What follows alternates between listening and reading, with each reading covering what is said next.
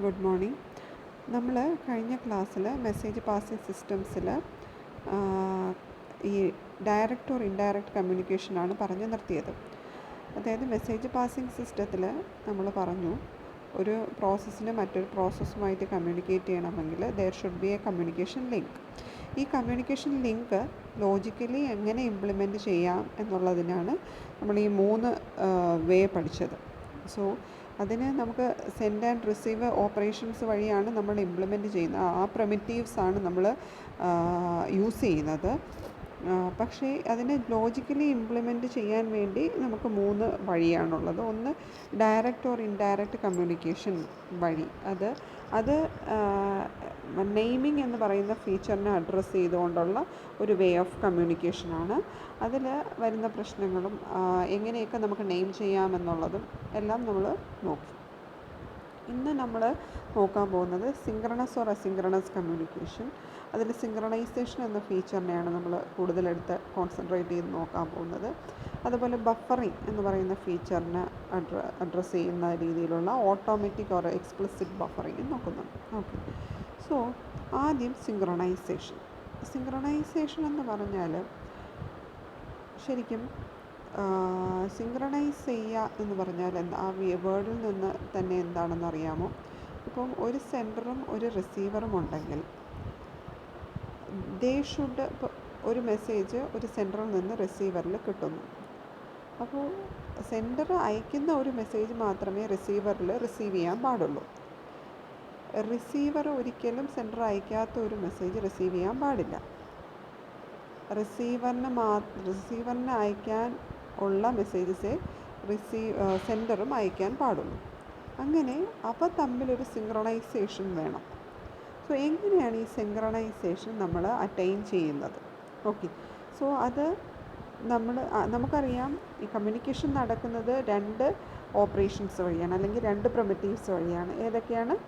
Send പ്രിമിറ്റീവും receive പ്രിമിറ്റീവും.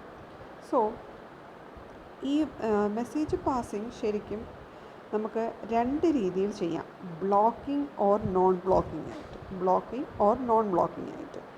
ബ്ലോക്കിങ്ങിനെ തന്നെയാണ് നമ്മൾ സിങ്ക്രണസ് എന്ന് പറയുന്നത്. നോൺ ബ്ലോക്കിങ്ങിനെയാണ് നമ്മൾ അസിങ്ക്രണസ് എന്ന് പറയുന്നത്. ഓക്കെ, സോ ഈ ബ്ലോക്കിംഗ് ഓർ നോൺ ബ്ലോക്കിംഗ് അല്ലെങ്കിൽ സിങ്ക്രണസ് ഓർ അസിങ്ക്രണസ് എന്നുള്ളതാണ് നമ്മുടെ ഏത് സിങ്ക്രണൈസേഷൻ എന്ന് പറയുന്ന ഫീച്ചറിനെ അഡ്രസ്സ് ചെയ്യുന്ന 2 വഴികൾ. ഓക്കെ, സോ എന്താണ് ബ്ലോക്കിംഗ് ആൻഡ് നോൺ ബ്ലോക്കിംഗ് എന്ന് നോക്കാം. അതായത് ഞാൻ പറഞ്ഞു, നമുക്ക് സെൻഡ് എന്ന് പറയുന്ന ഓപ്ഷനുമുണ്ട്, റിസീവ് എന്ന് പറയുന്ന ഓപ്ഷനുമുണ്ട്. അല്ലെങ്കിൽ 2 പ്രിമിറ്റീവാണുള്ളത്, സെൻഡ് പ്രിമിറ്റീവും റിസീവ് പ്രിമിറ്റീവും. ഈ സെൻഡ് മെസ്സേജ് എന്ന് പറയുന്നത് ബ്ലോക്കിംഗ് ആകാം, നോൺ ബ്ലോക്കിംഗ് ആകാം. അതുപോലെ റിസീവ് എന്ന് പറയുന്നതും ബ്ലോക്കിംഗ് ആകാം, നോൺ ബ്ലോക്കിംഗ് ആകാം. ഓക്കെ, സോ എന്താണ് ബ്ലോക്കിംഗ് സെൻഡ്? ആദ്യം കിടക്കുന്നതാണ് എന്താണ് ബ്ലോക്കിംഗ് സെൻഡ്. ബ്ലോക്കിംഗ് സെൻഡ് എന്ന് പറഞ്ഞാൽ the sending process is blocked until the message is received by the receiver process or by the mailbox. So നമ്മൾ പഠിച്ചു, നമ്മൾ direct communication or indirect communication വഴി നമ്മൾ ഓൾറെഡി പഠിച്ചു എങ്ങനെയാണ് മെസ്സേജ് അയക്കുന്നതെന്ന്. ഓക്കെ, ഒന്നുകിൽ നമ്മൾ പ്രോസസ്സിൻ്റെ നെയിം അറിയാമായിരിക്കും നമുക്ക്, അപ്പോൾ ഡയറക്റ്റ് കമ്മ്യൂണിക്കേഷൻ വഴി we will send the messages. അല്ലെങ്കിൽ എങ്ങനെയാണ്? Mail box. ഇൻഡയറക്റ്റ് കമ്മ്യൂണിക്കേഷൻ വഴിയാണെങ്കിൽ മെയിൽ ബോക്സ് വഴി. So either of the case നമ്മൾ ബ്ലോക്കിംഗ് സെൻഡ് എന്ന് പറയുന്ന ഒരു പ്രോട്ടോക്കോളാണ് ഫോളോ ചെയ്യുന്നതെങ്കിൽ സെൻഡർ പ്രോസസ്സ് ഒരു മെസ്സേജ് സെൻഡ് ചെയ്ത് കഴിഞ്ഞാൽ ആ മെസ്സേജ് റിസീവറിന് കിട്ടുന്ന നേരം വരെ, റിസീവ് ചെയ്തതിന് ശേഷം മാത്രമേ സെൻഡർ പ്രോസസ്സ് ഫ്രീ ആകത്തുള്ളൂ. അതുവരെ ബ്ലോക്കിംഗ് സ്റ്റേജിലായിരിക്കും. വേറെ ഒരു ഓപ്പറേഷൻസിലോട്ട് പോകാൻ പറ്റില്ല. ഓക്കെ, ഒന്നുകൂടെ പറഞ്ഞുതരാം. സെൻഡർ പ്രോസസ്സ് ഒരു മെസ്സേജ് റിസീവറിലേക്ക് സെൻഡ് ചെയ്ത് കഴിഞ്ഞാൽ റിസീവറിൽ ആ മെസ്സേജ് കിട്ടുന്നത് വരെ സെൻഡർ പ്രോസസ്സ് ബ്ലോക്ക്ഡ് സ്റ്റേജിലായിരിക്കും. വേറെ ഒരു പ്രോസസ്സും അതിന് കണ്ടിന്യൂ ചെയ്യാൻ പറ്റത്തില്ല. അതായത് സെൻഡർ പ്രോസസ്സിന് ഈ മെസ്സേജ് അയച്ചു കഴിഞ്ഞിട്ട് വേറെ എന്തെങ്കിലും ഓപ്പറേഷൻ ചെയ്യണമെങ്കിൽ അത് ചെയ്യാൻ പറ്റില്ല. അവിടെ റിസീവ് ചെയ്തു എന്ന് ഉറപ്പ് വരുത്തിയാൽ മാത്രമേ ഇവിടെ സെൻഡർ പ്രോസസ്സിന് റെസ്യൂം ചെയ്യാൻ പറ്റുള്ളൂ. ഓക്കെ, അതാണ് ബ്ലോക്കിംഗ് സെൻഡ്. ഇനി അടുത്തത് നോൺ ബ്ലോക്കിംഗ് സെൻഡ്. അതെന്തായിരിക്കും? അപ്പം നേരെ ഓപ്പോസിറ്റാണ്. അങ്ങനെയില്ല. സെൻഡർ പ്രോസസ്സിന് ജസ്റ്റ് മെസ്സേജ് സെൻഡ് ചെയ്തിട്ട് അടുത്ത പ്രോസസ്സിലേക്ക് അടുത്ത അതിനുള്ള ഓപ്പറേഷനിലേക്ക് റെസ്യൂം ചെയ്ത് പോകാം. അവിടെ റിസീവറിൽ അത് റിസീവ് ചെയ്തു എന്ന് സെൻഡർ പ്രോസസ്സ് എൻഷർ ചെയ്യേണ്ട കാര്യം വരുന്നില്ല. അതാണ് നോൺ ബ്ലോക്കിംഗ് സെൻഡ്. ഇനി ഇതുപോലെ ഇതാണ് സെൻഡ് പ്രിമിറ്റീവിൻ്റെ 2 കേസ്, ബ്ലോക്കിംഗ് സെൻഡും നോൺ ബ്ലോക്കിംഗ് സെൻഡും. ഇനി അതുപോലെ റിസീവ് പ്രിമിറ്റീവിനും ഉണ്ട് 2 കേസ്, ബ്ലോക്കിംഗ് റിസീവും നോൺ ബ്ലോക്കിംഗ് റിസീവും. ബ്ലോക്കിംഗ് റിസീവിൽ എന്തായിരിക്കും? നമ്മുടെ receiver blocks until a message is available. അതായത് റിസീവർ പ്രോസസ്സ് റിസീവ് എന്ന് പറയുന്ന മെസ്സേജ് ആ ഒരു ഓപ്പറേഷൻ എക്സിക്യൂട്ട് ചെയ്ത് തുടങ്ങിയാൽ ആ മെസ്സേജ് അതിന് കിട്ടിക്കഴിയുന്നത് വരെ ആ റിസീവർ പ്രോസസ്സ് ബ്ലോക്ക്ഡ് സ്റ്റേജിലായിരിക്കും. ആ മെസ്സേജ് കംപ്ലീറ്റ്ലി അതിന് സക്സസ്ഫുള്ളി കിട്ടിക്കഴിഞ്ഞാൽ മാത്രമേ ആ റിസീവർ പ്രോസസ്സ് പിന്നെ അതിന് നടക്കേണ്ട ബാക്കി ഓപ്പറേഷൻസിലോട്ട് കടക്കുള്ളൂ. ഓക്കെ, അതാണ് blocking receive. Non blocking receive എന്തായിരിക്കും? അങ്ങനെയൊന്നുമില്ല. The receiver retrieves either a valid message or a null.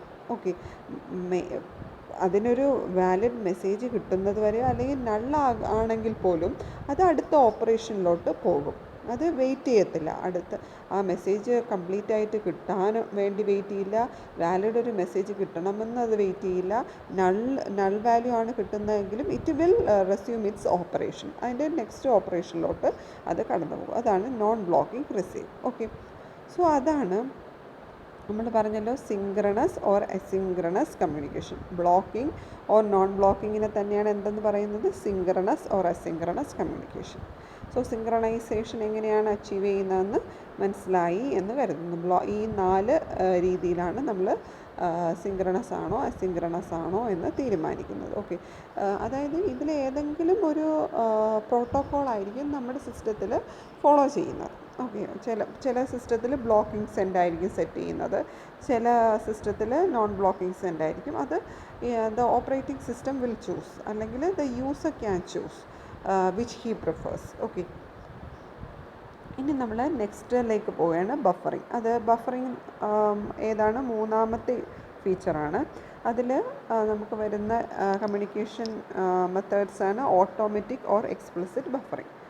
ഞാൻ പറഞ്ഞുതരാം. ഓക്കെ, സോ ബഫറിങ് എന്ന് വെച്ചാൽ നമ്മൾ ഡയറക്റ്റ് ഓർ ഇൻഡയറക്റ്റ് കമ്മ്യൂണിക്കേഷൻ പഠിച്ചപ്പോൾ നമുക്ക് മനസ്സിലായി messages exchanged by communicating processes reside in a temporary Q.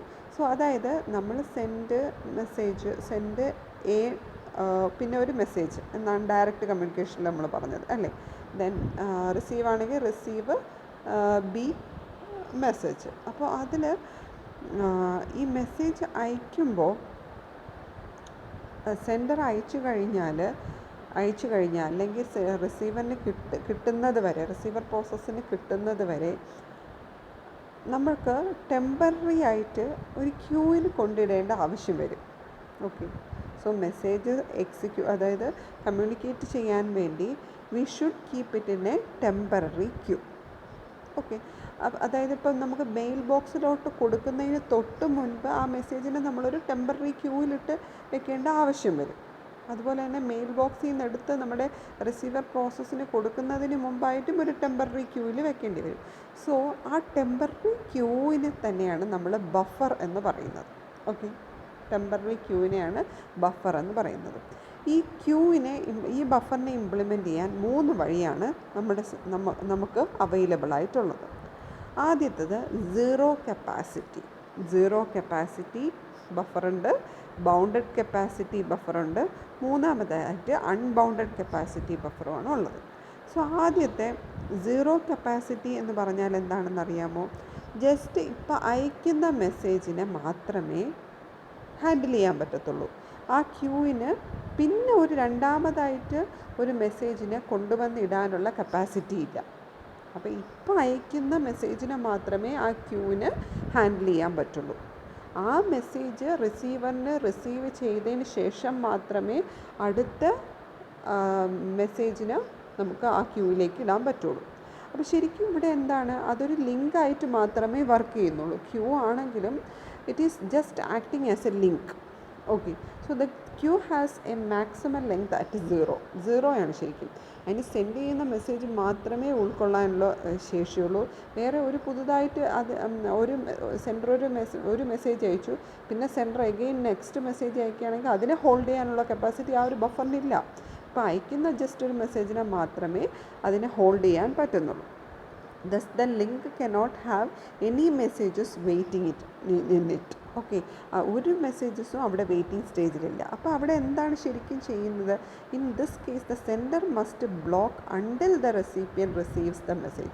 അപ്പോൾ ഇങ്ങനെ ഒരു ക്യൂ ആണ് അല്ലെങ്കിൽ ഇങ്ങനെ ഒരു ബഫറാണ് നമ്മുടെ സിസ്റ്റത്തിലുള്ളതെങ്കിൽ റിസീവറിന് ആ മെസ്സേജ് കിട്ടുന്നത് വരെ, കിട്ടി എന്ന് എൻഷുർ ചെയ്യുന്നത് വരെ the sender process has to wait if he wants to send another message to the same process. അല്ലേ, ഇപ്പോൾ ആ ഒരു പ്രോസസ്സിന് വീണ്ടും ഒരു മെസ്സേജ് നമ്മുടെ സെയിം പ്രോസസ്സിലേക്ക് അയക്കണമെങ്കിൽ it has to wait until the old message has been received by the receiver. Okay, so അതാണ് സീറോ കപ്പാസിറ്റി ബഫർ. ഇനി രണ്ടാമത്തത് ബൗണ്ടഡ് കപ്പാസിറ്റി. അപ്പോൾ ആ വേർഡിൽ നിന്ന് തന്നെ മനസ്സിലായി കാണും എന്ന് കരുതുന്നു. Bounded capacity. സോ ബൗണ്ടഡ് കപ്പാസിറ്റിയാണ് നമ്മൾ എക്സ്പ്ലിസിറ്റ് കപ്പാസിറ്റി എന്ന് പറയുന്നത്. ഓക്കെ, ബൗണ്ടഡ് കപ്പാസിറ്റിയാണ് എക്സ്പ്ലിസിറ്റ്. ഇവിടെ ഞാൻ മെൻഷൻ ചെയ്തിട്ടില്ല, നിങ്ങൾ നോട്ട് ചെയ്തേക്കുക. നമ്മുടെ ആദ്യത്തെ സ്ലൈഡിൽ പറയുന്നുണ്ട് ഓട്ടോമാറ്റിക് ഓർ എക്സ്പ്ലിസിറ്റ് ബഫറിംഗ് എന്ന്. ഈ എക്സ്പ്ലിസിറ്റ് ബഫറിംഗ് ആണ് bounded capacity. Okay, bounded capacity. ഇനി അൺബൗണ്ടഡ് കപ്പാസിറ്റിയാണ് നമ്മുടെ ഓട്ടോമാറ്റിക് ബഫറിംഗ്. സോ എന്താണ് bounded capacity or explicit buffer? Okay, so അവിടെ വേറെ ഒന്നുമല്ല, നമ്മുടെ queue has a finite length. Okay, ഒരു ഫൈനൈറ്റ് ആയിട്ടുള്ള ഒരു ലെങ്ത് ഉണ്ട്. n ആണെന്ന് കരുതൂ. n ആണെങ്കിൽ at most n messages can reside in it. ഇപ്പോൾ നമ്മുടെ ബഫറിൻ്റെ സൈസ് ലെങ്ത് n ആണെങ്കിൽ, ഫൈനൈറ്റ് ആയിട്ടുള്ള ഒരു ലെങ്ത് n ആണെങ്കിൽ n മെസ്സേജസിനെ ആ ക്യൂവിന് ഹോൾഡ് ചെയ്യാൻ പറ്റും. Okay, if the queue is not full when a new message is sent, the message is placed in the queue and the sender can continue execution without waiting. Okay, അപ്പോൾ നമ്മുടെ buffer full അല്ല എങ്കിൽ n ആണ് നമ്മുടെ ബഫറിൻ്റെ size, അത് complete ആയില്ല എങ്കിൽ നമ്മുടെ സെൻഡർ പ്രോസസ്സിന് എന്ത് ചെയ്യാം? ആ മെസ്സേജിനെ എടുത്ത് ക്യൂവിലിട്ടിട്ട് അതിന് റെസ്യൂം ചെയ്യാം. അതിൻ്റെ അടുത്ത ഓപ്പറേഷൻ അതിന് ചെയ്യാൻ പറ്റും. ഓക്കെ, അതിൻ്റെ അടുത്ത ഓപ്പറേഷൻ എന്ന് പറയുമ്പോൾ ചിലപ്പോൾ വേറെ എന്തെങ്കിലും IO ഓപ്പറേഷനോ അല്ലെങ്കിൽ വേറെ എന്തെങ്കിലും CPU ഓപ്പറേഷനോ ആയിരിക്കും. അല്ലെങ്കിൽ ചിലപ്പോൾ ഇതേപോലെ നമ്മുടെ ഇപ്പോൾ അയച്ച പ്രോസസ്സിന് വീണ്ടും ഒരു മെസ്സേജ് അയക്കാൻ തന്നെ ആയിരിക്കും. Anyway it can resume its another operation. ഇപ്പോൾ വേറൊരു മെസ്സേജ് അയക്കാനാണെങ്കിൽ it can place the next message on to the queue. Okay, if the queue is not filled okay, fill അല്ല എങ്കിൽ it can place the second message even in the queue. Okay, so അതാണ് bounded capacity. ഇനിയിപ്പോൾ നമ്മുടെ link ഫുള്ളാണെങ്കിൽ, അതായത് നമ്മുടെ Q ഫുള്ളാണെങ്കിൽ എന്താ ചെയ്യുക? The sender must block until space is available in the queue. Okay, അപ്പോൾ ഫുൾ ആവുകയാണെങ്കിലാണ് അവിടെ പ്രശ്നം വരുന്നത്. The sender must be following to wait until the queue will be available. അതായത് ക്യൂ പിന്നെ എപ്പോൾ അവൈലബിൾ ആകുന്നോ അതുവരെ നമ്മുടെ സെൻഡർ പ്രോസസ്സ് വെയിറ്റ് ചെയ്യേണ്ടി വരും. ഓക്കെ, അതാണ് bounded capacity or explicit buffer. Okay, explicit buffer. ഇനി അടുത്തത് അൺബൗണ്ടഡ് കപ്പാസിറ്റി ഓർ ഓട്ടോമാറ്റിക്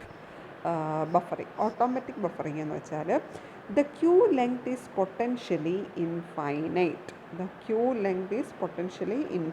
അതായത് അതിനൊരു സൈസ് ലിമിറ്റ് ഇല്ല. ഓക്കെ, എത്ര മെസ്സേജ് വേണമെങ്കിലും നമ്മുടെ ബഫറിൽ കൊണ്ടുവന്നിടാം. അതാണ് the queue length is potentially infinite ആണ്. Okay, thus any number of messages can wait in it. എത്ര മെസ്സേജ് വന്നാലും നമ്മുടെ ഈ ബഫറിൽ വെയിറ്റ് ചെയ്യാൻ പറ്റും. Okay, the sender never blocks. അപ്പോൾ അതിൻ്റെ പ്രത്യേകത എന്താണ്? സെൻഡറിന് ബ്ലോക്ക് ചെയ്യേണ്ട ഒരു അവസ്ഥയെ വരുന്നില്ല. അതിന് എത്ര മെസ്സേജ് ഇട്ടാലും ബഫർ ഇൻഫിനിറ്റ് ആണ്, ബഫറിന് സ്റ്റോർ ചെയ്തുകൊണ്ടിരിക്കാം. സോ അതാണ് അൺബൗണ്ടഡ് കപ്പാസിറ്റി. ഓക്കെ, അപ്പോൾ ഇത്രയുമാണ് നമ്മുടെ മെസ്സേജ് പാസിങ്ങിൽ വരുന്നത്. സോ ഇതോടുകൂടി നമ്മുടെ ഇൻ്റർ പ്രോസസ് കമ്മ്യൂണിക്കേഷൻ എന്ന് പറയുന്ന ടോപ്പിക്ക് തീർന്നു.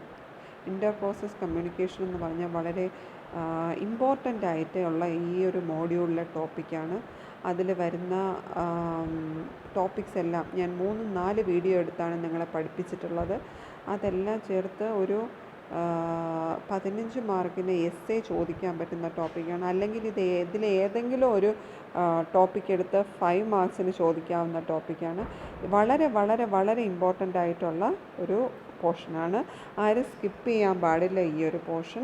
ഓക്കെ, ഇനി ഇന്നത്തെ അസൈൻമെൻ്റ് എന്ന് പറഞ്ഞാൽ ഈ റിമൈനിങ് പോർഷനും കൂടെ മറ്റേ നോട്ട്സിൻ്റെ കൂടെ എഴുതി അപ്ലോഡ് ചെയ്യുക. പിന്നെ ഇനി ഈ മോഡ്യൂളിൽ നിങ്ങൾക്ക് പഠിക്കാനുള്ള ഓപ്പറേഷൻസ് ആണ്. അത് സെമിനാറാണ് പറഞ്ഞിരിക്കുന്നത്. വരുന്ന ഏതെങ്കിലും ഒരു ഡേ ഞാൻ സെമിനാർ എടുപ്പിക്കും നിങ്ങളെ കൊണ്ട്.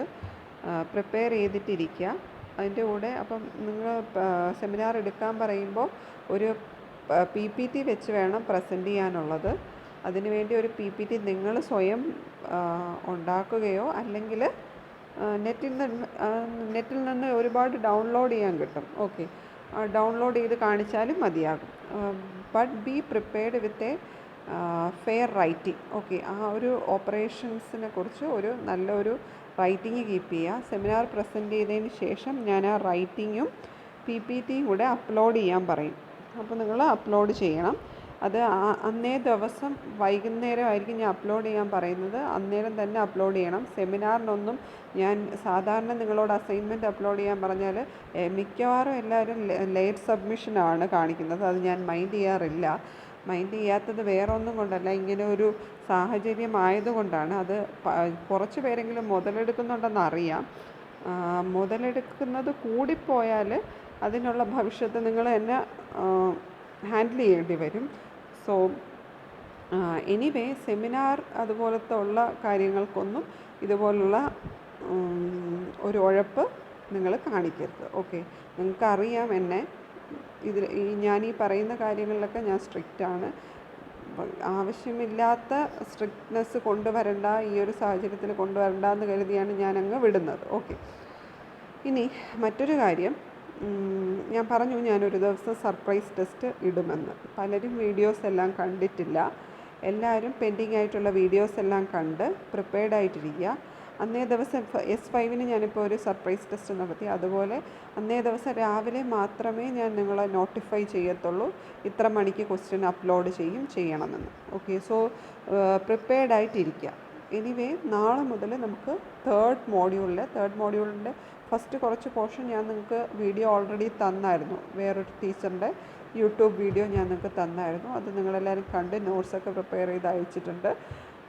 അതിൻ്റെ റിമൈനിങ് പോർഷനിലോട്ട് അതിനെക്കുറിച്ച് ആ ടീച്ചർ പഠിപ്പിച്ചതിനെക്കുറിച്ച് ഒരു ചെറിയ ഇൻട്രൊഡക്ഷൻ തന്നിട്ട് റിമൈനിങ് പോർഷനിലോട്ടായിരിക്കും നമ്മൾ പോകുന്നത്. സോ എനിവേ ഇന്നത്തെ അസൈൻമെൻറ്റ് എല്ലാവരും എഴുതി വയ്ക്കുക. Okay, thank you.